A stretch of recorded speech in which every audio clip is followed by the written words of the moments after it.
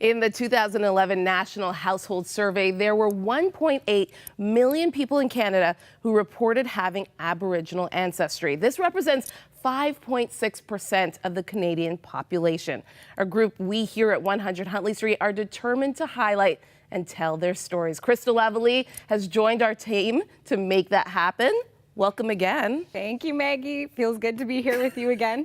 We were, a couple months ago, we were in Saskatoon at a really special event. Tell me about.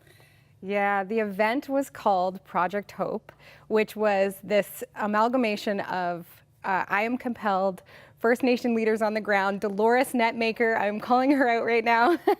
And what happened is their church and their committee, we forged together to do an event weekend, which was only supposed to be a Friday night youth rally, which turned into a full-blown weekend to combat suicide, a province-wide youth retreat weekend for youth, First Nation youth specifically, to combat that suicide crisis in the north. And so we had planned for 150 attendees, and we had a modest budget of $9,000. Wow. And when registration closed, we had just under 400 register, and we had a budget of $65,000. Wow.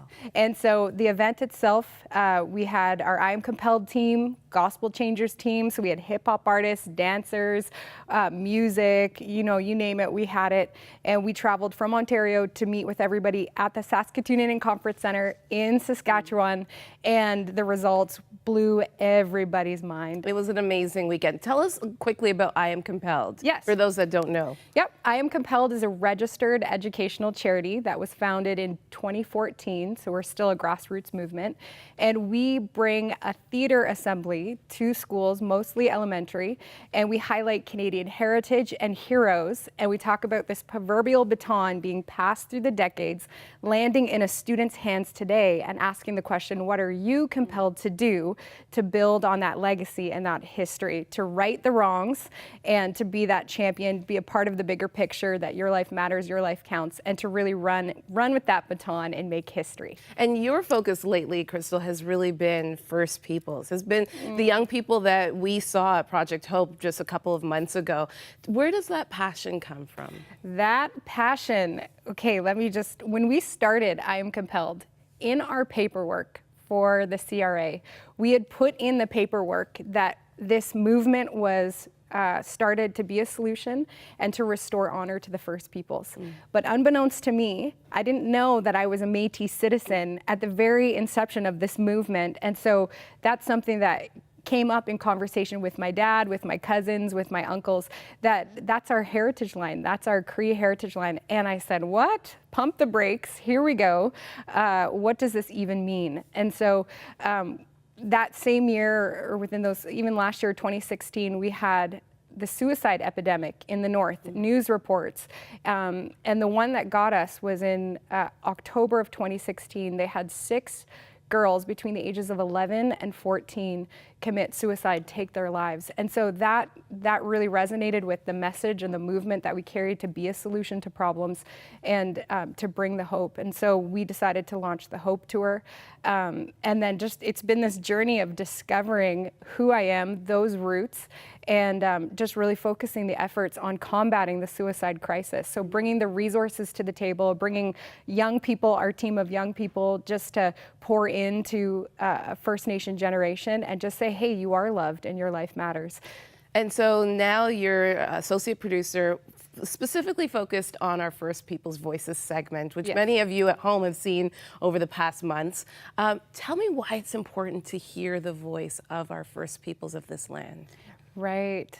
It is important because you look at the history of our nation, you look at, if you really take a look at the residential schools and you start to dive a little bit deeper as to why those happened and who is in charge and what was the real reason for those. It was to remove the First Nation people, remove the First Peoples completely. And so that not only shut down a culture and families, that shut down the voices of the First Peoples. And First People, they're the heartbeat of Canada. These are the ones who, when you sit with chiefs, when you sit with leaders, they say, you'll notice, Crystal, about our people is that we're not head people, we're heart people. We do everything with our heart, with passion, with authenticity. And that part is missing in Canada. That authentic heart that carries and cares for others. We need to bring that to the forefront. We need to bring that to the table with the First Peoples voices, with these segments, so that Canada can see that the stereotypes aren't real, that the mindset there towards the First Peoples needs to be dismantled, because these people would give you the shirt off their back. They would give you a place to stay. They would give you food if you didn't have any. And that's just who they are. That's just the nature of who they are. So to bring these stories to the forefront is bringing healing to people living in those communities all across Canada, that, they can look at that and say, there's somebody that looks like me, talks like me, sounds like me, and if they can overcome their obstacles, then so can I. And so your first assignment has been going through a lot of the interviews that I got to do at Project Hope. Yes. And just going through them. So, our friends at home will be seeing those throughout the coming months this year. Now, when you look at what 2018 brings for First Peoples Voices and just the ministry that you have, what do you see? What do you envision 2018 looking like? Oh, man. If you look at the reality, so it's one thing to read the news reports of what happens in First Nation communities in remote locations and remote regions. It's one thing to read about it, it's another thing to go there and to see and to experience and feel what's happening. And for the viewers at home, the reality is that there are hundreds and hundreds of First Nation youth, Inuit youth, Métis youth, who feel like they don't have any hope. And so I feel like a Métis warrior on a mission, that we'll take all the resources that we have, we'll utilize the networks that we have across Canada to hold events that kids would know that they are so loved. And that's really the essence of Project Hope, is that youth would know that without a shadow of a doubt, they are so loved. And we had, the motivators that keep us going for into 2018 this year is, we had a 14-year-old girl say, 2 weeks ago before the event, she was going to take her own life. But she said, now I know I'm so loved by God. And so those motivators keep us going to say, let's hold more events for First Nation youth. Let's get out there on the field. Let's find the stories. Let's make room for the First Peoples so that they know that they can have the same skills training, the same opportunities that most non-Indigenous Canadians can have, and then just really see them start to flourish and come to life. Thanks so much, Crystal. Well, again, welcome to the team. Yeah, thank you. Stay with us. We'll be right back.